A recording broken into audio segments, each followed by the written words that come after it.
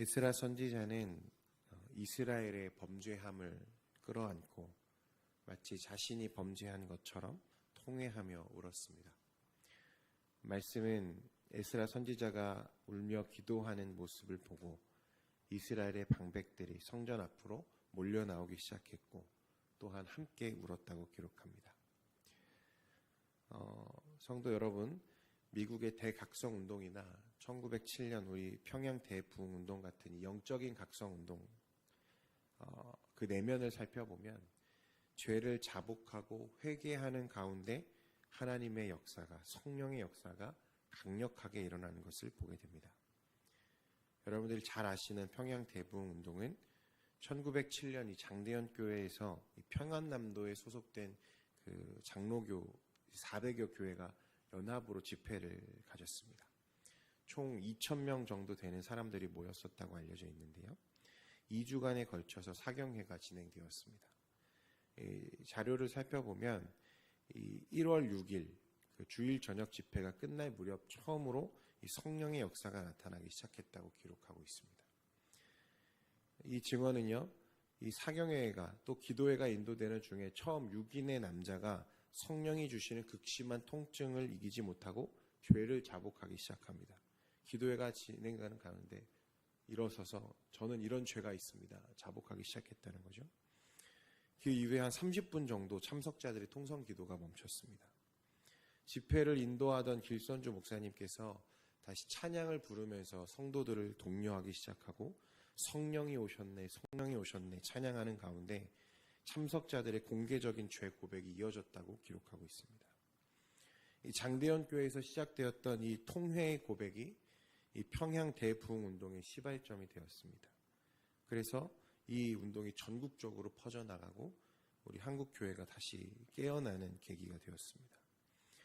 오늘 이스라엘의 범죄를 통회하며 하나님 앞에 죄를 자복하는 에스라 선지자의 기도를 듣고 이스라엘 백성들도 깨어나 각성하며 또 반성하며 하나님 앞에 회개하기 시작했습니다. 여러분, 각성과 부흥은 사실 한 사람으로부터 시작됩니다. 하나님은 한 사람을 들어서 때로는 자신의 삶을 돌아보게 하실 뿐 아니라 공동체 전체를 각성하게 하시고 이를 통해 부흥의 초석이 되게 하신다는 것입니다. 기대하기는 우리나라에 한 번 더 이 평양 대부흥운동과 같은 영적 각성운동이 일어났으면 좋겠습니다. 그래서 우리 한국교회가 다시 이 사회에서 영향력을 회복하고 하나님 앞에 바르게 세워지는 은혜 있기를 항상 기도해야 할 줄 믿습니다. 이제 이스라엘 백성들이요, 이런 선지자의 울음에 답하며 일어나서 새로운 변화를 시작합니다. 말씀에 보면 여히엘의 아들 스가냐가 회중들 앞에 서서 이야기합니다. 아직 소망이 있다는 것입니다. 우리가 분명 범죄하고 이방의 여인들을 아내로 삼았으나 이스라엘은 아직 돌이킬 수 있는 시간이 있다고 여히엘이 말합니다. 2절 말씀 같이 보겠습니다. 시작. 엘람 자손 중 여히엘의 아들 스가냐가 에스라에 모이니 우리 하나님께 범죄하여 이 땅 이방 여자를 맞이하여 아내로 삼았으나 이스라엘에게 아직도 소망이 있나니. 3절에 보면 그는 이방 여인으로 들인 이 아내들과 소생들을 다 내보내기로 하나님 앞에 서약하겠다고 말합니다. 크게 낙심하며 하나님 앞에 울며 기도하는 이 선지자를 또 격려하면서 이제 일어나서 이 이스라엘의 회개와 각성 그리고 그 결단을 하나님 앞에 이끌어 달라 말합니다. 성도 여러분, 오늘 말씀을 보면요, 이스라엘의 회복과 또 회개, 자복은 그저 말로만 일어난 것이 아니었습니다. 그들은 하나님 앞에 다시 은혜를 회복하기 위해서 삶을 결단하고 있습니다. 하나님의 은혜를 회복하는 것은 그저 말로만 이루어지는 것이 아닙니다. 여러분들 삭개오를 잘 아시죠? 삭개오가 예수님을 만났을 때 뭐라고 말했습니까? 누가복음 19장 8절에 이렇게 말했습니다. 삭개오가 서서 주께 여짜오되 주여 보시옵소서, 내 소유의 절반을 가난한 자들에 주겠사오며 만일 누구의 것을 속여 빼앗은 일이 있으면 내 갑절이나 갚겠나이다. 여러분, 믿음과 또 그 믿음으로 인해 일어나는 우리의 변화는 실제적이고 또한 실천적인 것입니다. 야고보서 기자는 행함이 없는 믿음은 죽은 것이라 말했습니다. 다시 말해서 하나님 앞에서 죄를 자복하고 통회하며 자신의 죄인됨을 발견했다면 이제는 그 삶에 그 거룩하신 하나님을 따라 살려는 실제적이고 실천적인 결단이 또 변화가 따라야 한다는 것입니다. 이미 결혼한 아내를 내 소생을 내보내겠다. 여러분 얼마나 어려운 각오입니까? 얼마나 힘든 결정입니까? 인간적인 도리로는 할 수 없는 일이죠. 가슴이 찢어지는 고통을 동반하는 일이었지만 그들은 자신들의 잘못을 진정으로 회개하고 자기들이 다시 원래의 상태로 돌아가기 위해 피나는 고통을 감내하겠다고 말하는 것입니다. 말로만 하는 회개는 여러분 아무리 반복되어도 의미가 없습니다. 죄인이 진정한 회개에 이르려면 단지 죄를 고백하는 것으로 고쳐서는 안 되고 반드시 죄에서 떠나는 결단과 실천이 동반되어야 합니다. 이제 에스라는 그를 격려하는 이 백성들의 외침 속에 다시 일어설 힘을 얻었습니다. 그리고 곧바로 이스라엘의 정화 작업을 시작하죠. 5절 같이 보겠습니다. 시작. 이에 에스라가 일어나 제사장들과 레위 사람들과 온 이스라엘에게 이 말대로 행하기를 맹세하게 하며 무리가 맹세하는지라. 먼저 제사장들과 레위 사람들과 그리고 모여있는 사람들에게 에스라는 지금 이 말, 그러니까 스가냐가 말한 대로 하나님 앞에 진정한 회개와 결단을 맹세하라 이렇게 요구합니다. 그리고 회중은 아멘으로 화답했습니다. 그런데 6절 7절 말씀에 보면 이 에스라가 백성들의 결단과 맹세가 이어지는 가운데 곧바로 회중들을 회집하고 이후에 그런 일이 일어나지만 바로 회중들을 회집하고 그런 일들을 진행하는 것이 아니라 골방에 들어가서 기도하는 것을 우리가 보게 됩니다. 이에 에스라가 하나님의 성전 앞에서 일어나 엘리야십의 아들 여호하난의 방으로 들어가니라. 그가 들어가서 사로잡혔던 자들의 죄를 근심하여 음식도 먹지 아니하며 물도 마시지 아니하더니 에스라의 고민과 고뇌가 고통이 끝난 것이 아니었습니다. 그는 금식하며 하나님 앞에 다시 기도하기 시작했습니다. 여러분 우리가 이것을 통해서 무엇을 배우게 됩니까? 이스라엘을 회복하는 것, 이스라엘의 회복을 선언할 수 있는 것은 여러분 에스라가 아닙니다. 이스라엘 백성들이 우리가 회개하겠습니다. 우리가 하나님 앞에 자복하겠습니다. 우리가 우리의 아내를 내보내겠습니다. 통회하며 자복하며 그렇게 고백한다고 해서 에스라가 너희의 죄를 사하겠다 말할 수 있는 사람이 아니라는 것입니다. 오늘 이 이스라엘의 회복을 선언하실 수 있는 분은 여러분 하나님밖에 없습니다. 에스라는 그것을 알았습니다.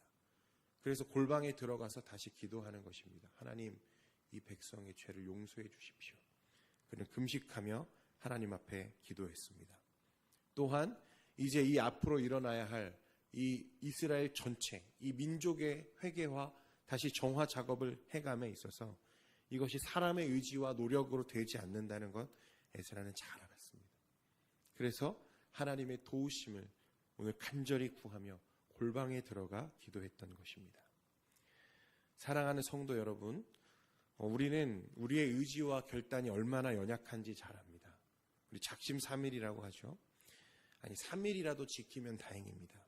하나님 앞에 우리의 마음을 지키는 것이 얼마나 어려운지 우리가 잘 압니다. 그래서 오늘 에스라가 오늘 하나님 앞에 다시 무릎 꿇고 기도하며 그 회개를 간구했던 것처럼 우리도 성령 하나님의 충만하심과 하나님의 도우심을 먼저 간구해야 한다는 것입니다. 하나님이 도우시지 않으면 아무런 변화도 우리 삶에 일어나지 않습니다.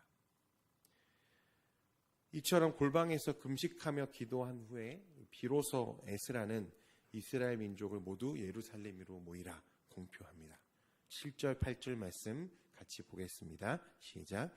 유다와 예루살렘에 사로잡혔던 자들의 자손들에게 공포하기를 너희는 예루살렘으로 모이라. 누구든지 방백들과 장로들의 훈시를 따라 3일 내에 오지 아니하면 그의 재산을 종몰하고 사로잡혔던 자의 모임에서 쫓아내리라. 아멘. 이 부름에 응답하지 않고 나오지 않는 자는 이 거룩한 하나님의 공동체와 이스라엘 민족 가운데에서 쫓아내겠다 공표했습니다. 에스라 선지자와 이스라엘 백성은 하나님 앞에 거룩을 회복하기 위해서 마치 사과의 썩은 부분을 우리가 도려내듯이 자신들의 부정과 부패 그리고 불의와 불경건을 제거하기 시작했습니다. 여러분, 거룩의 회복은 이처럼 죄를 도려내는 것입니다. 사실 그것은 매우 아프고 힘든 결정과 결단, 실천을 요구합니다. 여러분, 우리는 얼마나 많은 시간 동안 우리의 삶을, 우리의 시간을 이 죄 가운데 허용하고 있습니까? 얼마나 많은 시간 동안 우리가 불경건한 생활을 우리가 이어가고 있습니까? 여러분, 진정한 회개와 또 하나님 앞에 자복하는 일은 말로만 끝나서는 안 됩니다. 우리의 삶을 결단하는 일이 반드시 일어나야 한다는 것입니다. 그리고 그것을 실천적으로 우리 삶에 일어나야 합니다. 주 안에 사랑하는 성도 여러분, 오늘 주님 앞에 거룩을 회복하기 위해 자신의 썩은 부위를 도려내는 이 이스라엘 민족처럼 우리도 삶의 경건을 위한 결단과 실천이 일어나기를 축원드립니다. 그래서 하나님 앞에 순결한 백성으로 다시 설 수 있기를 간절히 소원합니다. 또한 오늘 말씀에서 본 것처럼 여러분, 민족의 부흥, 민족의 각성은 한 사람으로부터 일어납니다. 오늘 하나님 나를 사용하여 주옵소서. 그래서 우리 교회와 내가 속한 가정과 이 사회와 하나님 이 나라에 다시 한번 하나님의 부흥의 역사가 각성하는 영적인 부흥 운동이 하나님 일어나게 하여 주옵소서. 우리 함께 에스라처럼 기도하는 시간 되기를 간절히 축원합니다. 기도하겠습니다.